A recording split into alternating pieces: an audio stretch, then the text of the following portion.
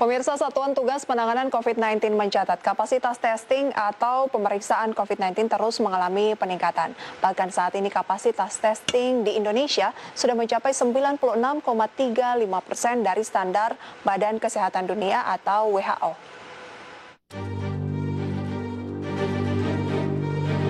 Satuan Tugas Penanganan COVID-19 mencatat hingga pekan pertama Desember 2020, kapasitas tes untuk mendiagnosa COVID-19 di Indonesia mencapai 96,35% dari target yang ditetapkan Badan Kesehatan Dunia atau WHO.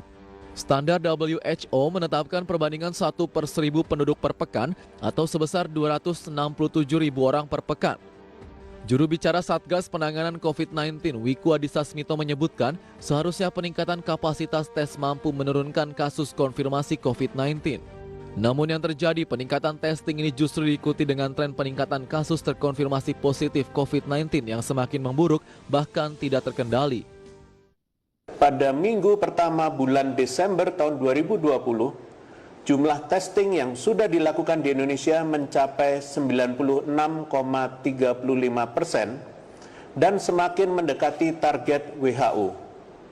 Namun demikian, peningkatan testing ini juga diikuti dengan tren peningkatan kasus positif yang semakin memburuk. Seharusnya, angka testing yang tinggi tidak diikuti dengan peningkatan kasus positif. Ini artinya tingkat penularan makin tidak terkendali.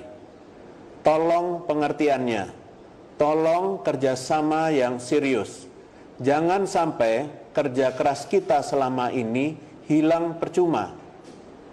Hingga 8 Desember 2020, jumlah kasus aktif di Indonesia berada di angka 85.345 kasus atau sebesar 14,5%.